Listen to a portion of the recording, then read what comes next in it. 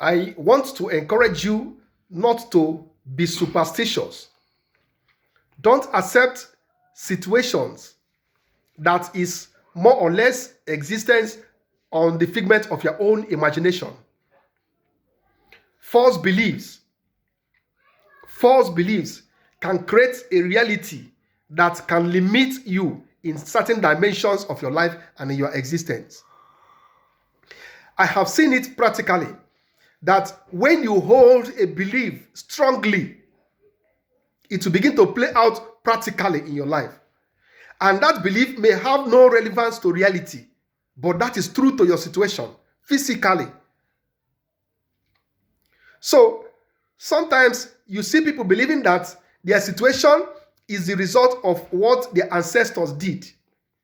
Some people believe in curses, and you will see these curses affect them. And you will see them encounter misfortune. Physically, you can see them suffering misery, suffering misfortune, suffering sickness, suffering death. And everything will look real. But you will see another person who will deny, I don't believe in this. He will reject that thing that looks as reality. And he will physically overcome it.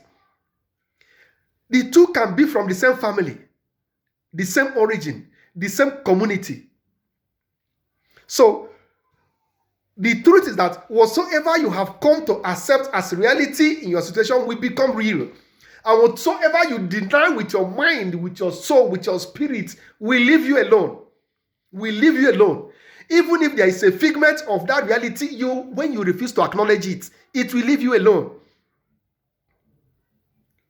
So, I think there is a lot about life, a lot about psychology, a lot about belief that people need to understand about life that can help you.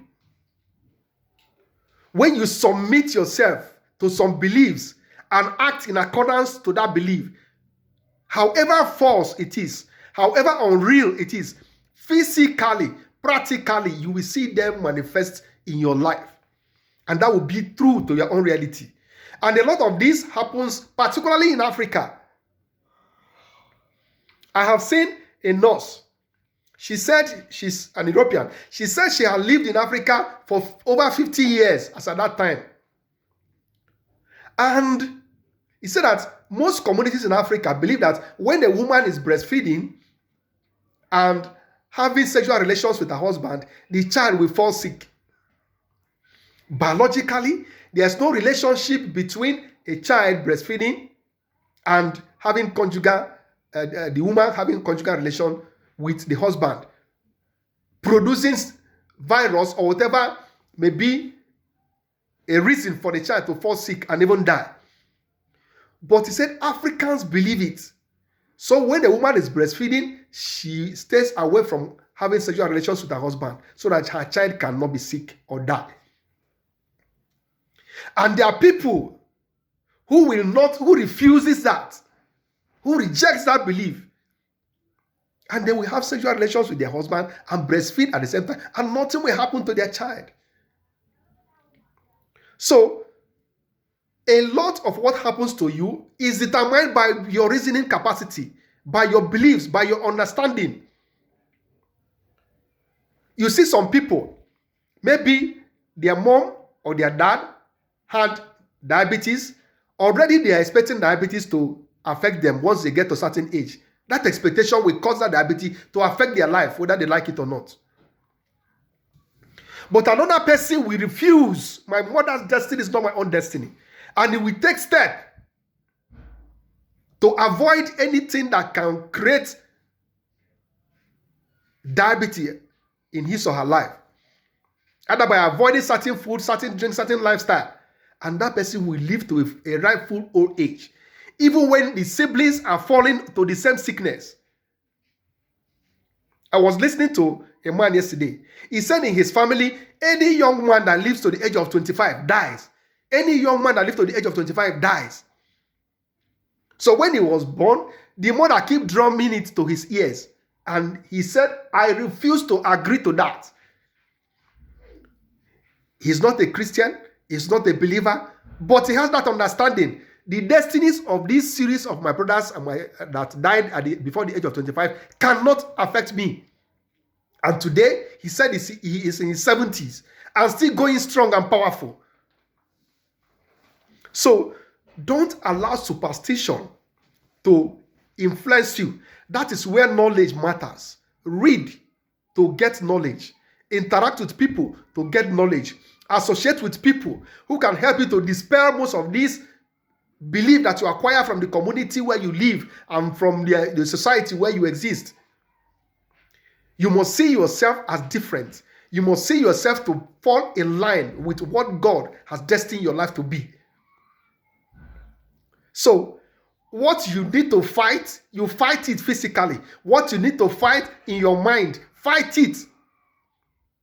Somebody said that a blind mind is worse than a blind eyes. So a lot of what happens exists in your mind primarily. Understanding gives strength. Information, powerful mindfulness gives life. An ignorant person can be godly and die. God cannot help an ignorant person. God does not help an ignorant person. If you don't know what to do, God can watch you die. But when you have the mind is what sustains the body. That is what I believe. So do all you can to get the right knowledge. What you shouldn't be entertaining in your mind, don't entertain it. Sometimes you will be sick. Sometimes you'll be sick. You will resist that sickness with your mental strength. And in 2 days, in 3 days, that sickness will leave you alone because you refuse to lie down for that sickness. And it will go. So most sicknesses are psychological. You must understand it. Don't just lie down and start swallowing pill at every sign of weakness. That is not to say that you shouldn't go and run tests to determine the state of your health. But what I'm saying is that a lot of survival happens with your mental ability, with your mental strength. Don't be weak in accepting what other people passes on to you. Don't be weak in accepting negative situations that you see with your sight. What gets into your mind should be sifted, should be monitored. And what you think on your inside should be censored. If you are not sensitive to most of these realities, you will be as ordinary as every other person that anything can happen to at any time. Have awareness, have knowledge, have information. That is how to be a human being. Thank you very much.